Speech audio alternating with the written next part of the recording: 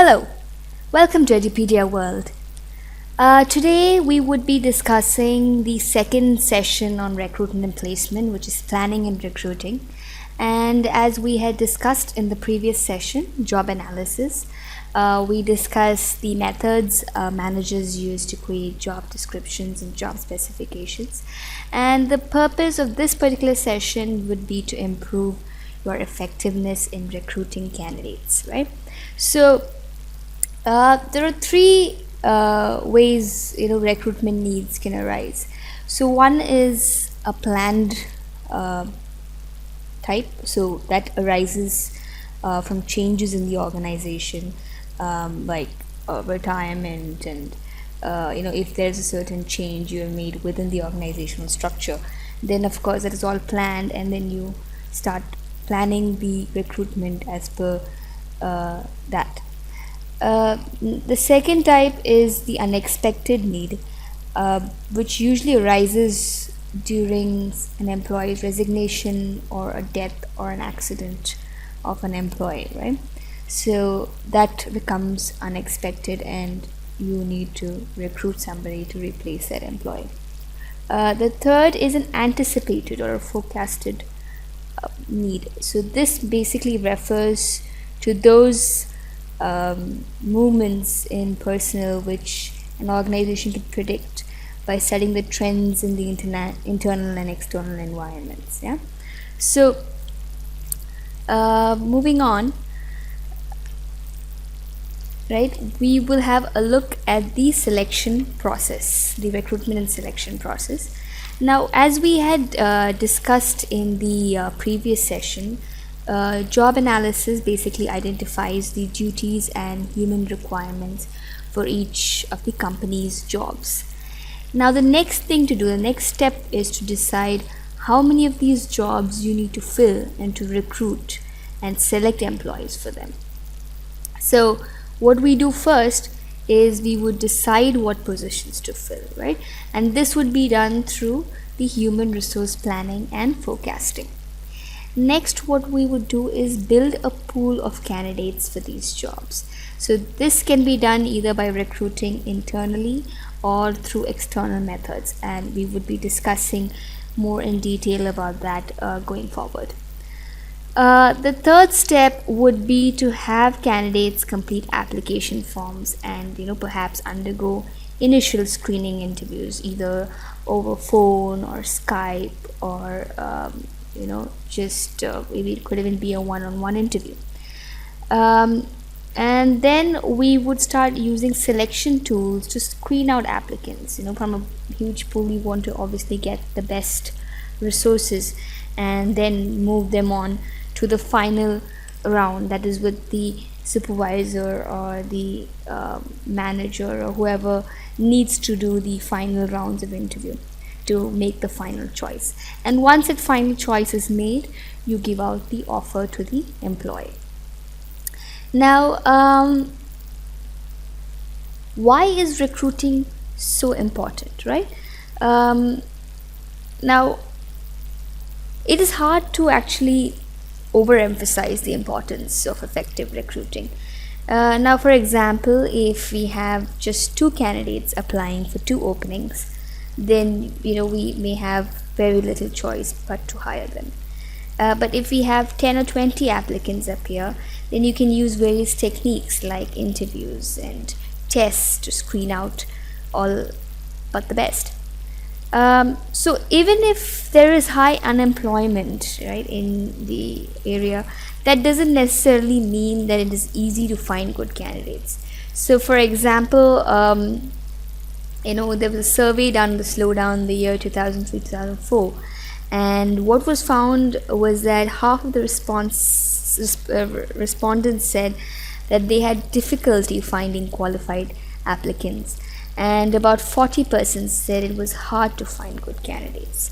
So these are issues, of course, and it also basically at the end of the day it provides an organization with a good pool of qualified candidates, and so the better the pool, the better the success rate in the selection. and it also increases the organization's effectiveness and reputation, and makes sure that the organizations meet the required goals. Now, challenges in effective recruitment, right?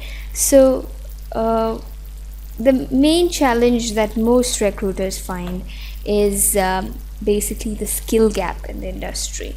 Finding the right candidate for the job is pretty much a challenge. And even if we have a 5% unemployment level in the country, that doesn't mean that there are lots of people or there's a huge pool of candidates to hire from. Think about it.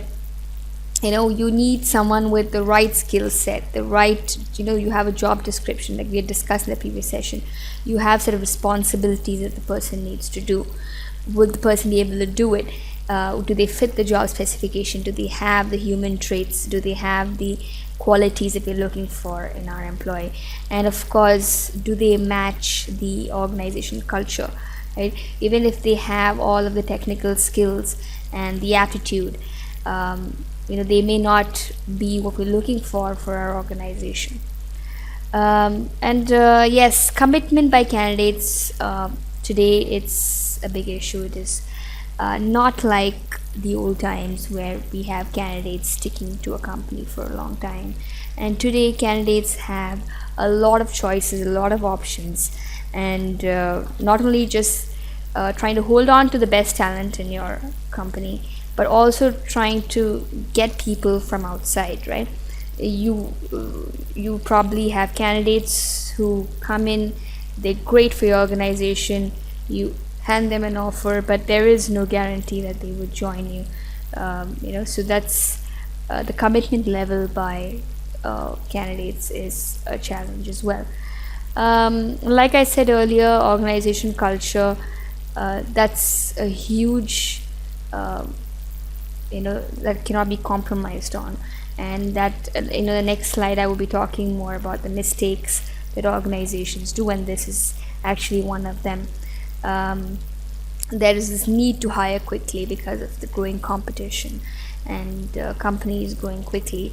And what happens is you'll end up hiring somebody because he's got the skill set, but he may not be, or she may not be, the right match for the organization.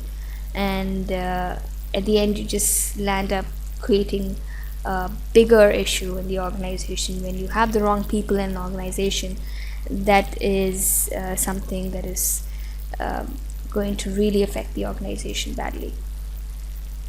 So like I said, we will be discussing the typical mistakes done by organizations while recruiting. So one is, a lot of organizations do not have proper processes in place.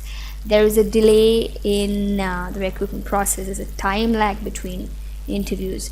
So what companies won't understand is the point where I have mentioned, companies view hiring as a one-way street, right? They feel that employees need jobs out there, people need jobs out there, and they need to come to us. But that's not so in today's world. It's actually a two-way street. It's more about finding someone who's good for the organization, and at the same time it's also about the choices there within with the candidates as well. They would want to go and choose a company that's right for them.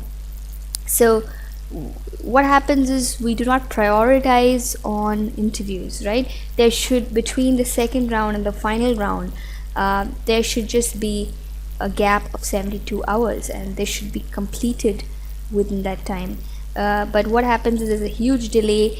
Companies wait for weeks, for months, to call the interview back in for the final round, and by then, unfortunately, the employee already has an offer, has joined another organization, or maybe he's not interested in coming and joining anymore. So that's one. The other issue is, there is no communication between departments and locations, right? So say there is this great resource, this great employee, applicant that's come in, and you feel, okay, he's or she's great, talented, has got the right skills, got the right attitude, and all of that, but unfortunately we don't have this particular position in our department. So what we do is we ignore it, or we just put the candidate on hold, or we just reject the candidate. But when you find a great resource, what you can do is actually communicate with other departments, other locations, and see if there's a need for this particular resource. And that's how you improve recruitment techniques, instead of starting from scratch and multiple people doing the same task day after day. The other issue is there is no clarity on the role, right? And managers don't spend enough time to explain or discuss this to the applicant, and they don't spend time in discussing their career path with a potential candidate. And what happens then is the employee has assumed a certain role in his mind that the company is going to be offering him, and what he's going to be doing in the company, and he or she joins the company, and then the organization's got a different role in mind, the employee's got a different role in mind, and at the end you just land up having a dissatisfied employee. Companies do not give priority to recruitment. That is a huge issue that has to be evolved, and it's evolving in India. Of course, a lot of companies are giving a lot of priority to recruitment, but there are still many more companies who need to do that, and there's a shortage of top recruiters, and companies need to realize that right people in an organization is the way to go. When employees are promoted, they need not necessarily have the skills for the new job, and that is so true. So when you promote an employee, you have not prepared him or her for the next level, and companies fail in coaching and training these employees. And what happens is the employee gets promoted, he or she is really happy, they get into their new job, but what happens is they lack in certain skills and understanding for the new job, and they start not doing so well in the new promotion, and this lands up being discouraging for the employee, and the employee lands up being dissatisfied. He or she either resigns from the job, or the company is forced to transfer the employee to another role, or maybe worst case ask the employee to leave. Personal biases, very inappropriate. I have seen organizations that select candidates just based on one is, of course, is somebody's reference, somebody's sister, somebody's brother-in-law, of course someone looks good, or there are all kinds of biases people form. And what happens is you select people that do not fit into the organization, and that's actually more costly than not having any resource doing that job at all. Hiring a candidate without checking whether they're an organization fit, exactly what I was talking about, right? You rather have nobody doing that job than hiring someone who's wrong for your organization. So because of the need to hire, there's this haste decision that's made. Okay, the guy's got so and so skills, let's go in, hire the candidate, but we do not check whether there's an organization fit. We do not check if the candidate would fit into the team, would get along with the rest of the team members, would get along with the rest of the organization. So that creates issues later on. The other issue that the HR goes through is they pay less than the expectation. So, and they do not find the real reason for the change by the candidate. So that's very important to diagnose before offering a candidate his offer letter or her offer letter, because what happens is you pay someone less than they expected, and that usually leads to the candidate being dissatisfied. And last but not the least, great candidates already have a job, so we need to be very careful on how to get these talented people, follow these processes, and of course try and stand out from the rest of the company, so that candidates come to you rather than you trying to find candidates from out there. And just before I go into the next topic, I just forgot to mention another issue is on the clarity of the role as well. What happens is, as an HR, as a recruitment specialist, they may not know exactly what each role requires because of technical specifications, right? And that has to be explained thoroughly by managers and by the supervisor who has the requirement. And so that, and this is where an effective job analysis plays a very strong role. And as an HR professional, that's very important that you get the job analysis straight in order to avoid all of these issues or all of these mistakes that most companies make. Moving on, the various recruitment methods. So we start off with succession planning.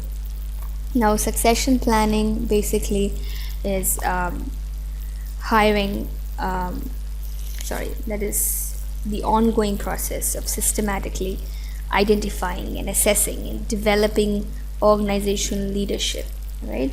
And there are 3 steps to this. One is identifying key needs and creating and assessing the candidates, developing the candidates from inside the organization. And the third is to select who is going to fill these key positions. Now, once you identify what the needs are, what the company's future key positions are, you can start formulating job descriptions and job specifications. And then you start trying and finding candidates from within the company, or you could even hire from outside, keeping that in mind. And then you develop these employees through internal training, cross-functional experiences. You could do job rotation. You could also do global regional assignments. And finally, succession planning requires assessing these candidates and selecting those who will actually fill these key positions. So a really great example of succession planning is ICICI Bank, right? So when ICICI Bank had announced the name of Chanda Kochar as the successor to Managing Director Mr. M.V. Kamath, it was considered not an accidental decision, right? Because Mr. Kamath himself had identified his successor, was identified by his successor. Mr. Kamath himself was identified by his predecessor, which was Narayan Bagul, back in 1985. So it was very important that he selected his successor, and that was Chanda Kochar.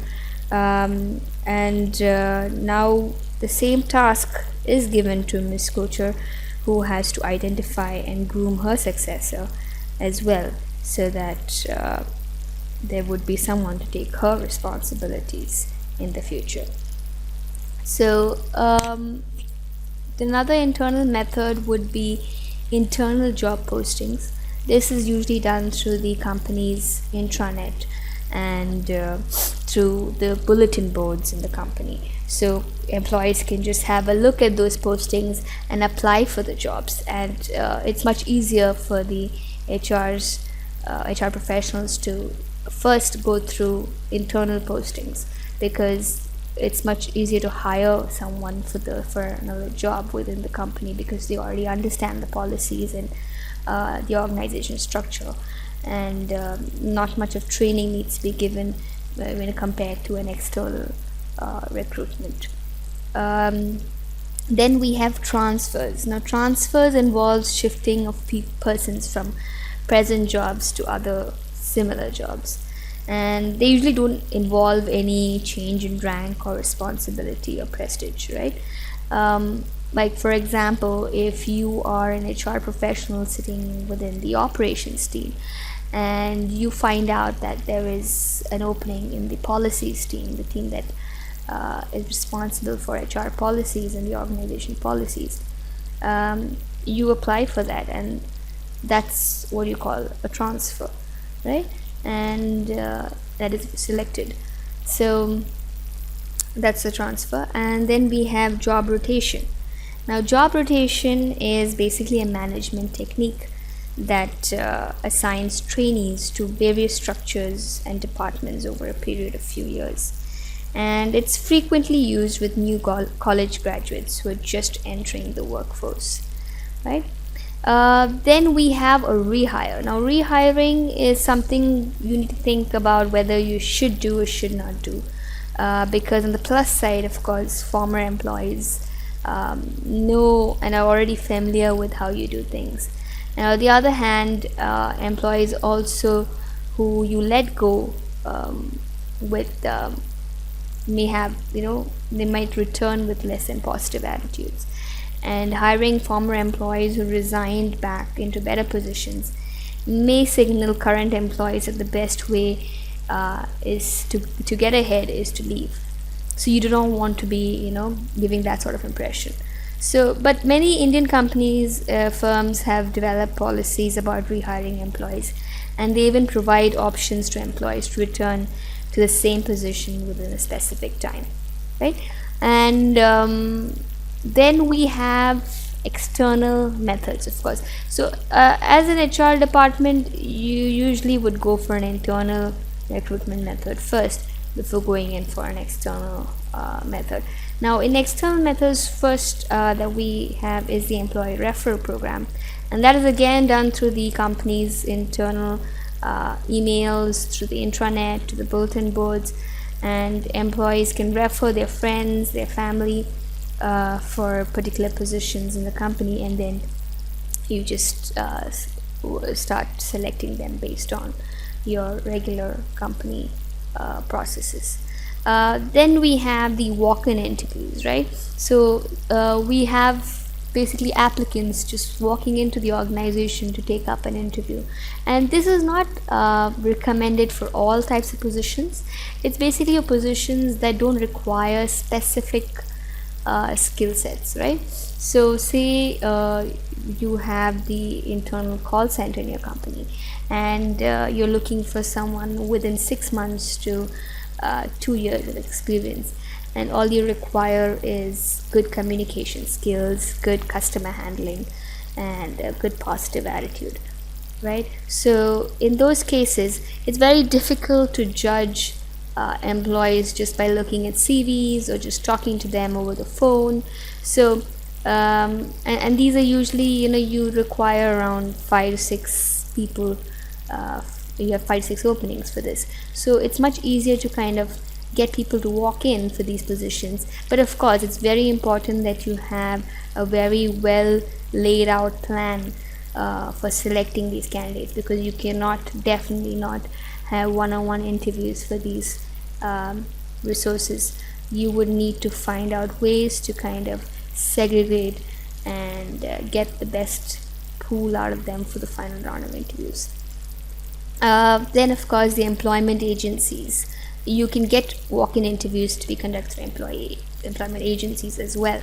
Of course, employment agencies, they work for a fee, right, based on once the employee is selected, the applicant is selected and made an employee within the company, you need to pay the employment agency a fee for that, for finding you the resource.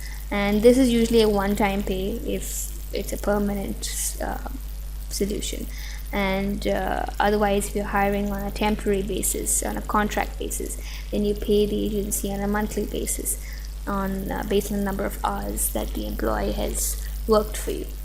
Then we have campus recruitment, and this is a highly effective strategy in building up future positions for your companies.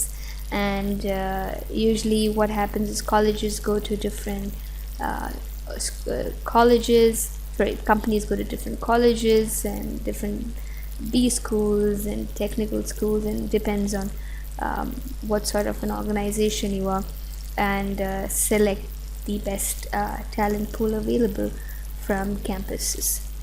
And finally, of course, a traditional method of advertising, and basically media advertising today is just beyond print. You use the internet and you use the print, and within the internet itself there are so many options today where you can find the right resources, and there's a huge pool of candidates who are out there looking for jobs. And today employees are also able to just go into their dream company website and just apply for a job, right? So you put them on the internet, you put them on newspapers, you can also put them on your company website so that employees who are following your company know what positions are open. So these are the various methods for recruitment. And thank you so much for listening in. The next session would be on testing and selection, and I hope this was very informative and you've learned something through this session. So thank you, and I shall see you in the next session.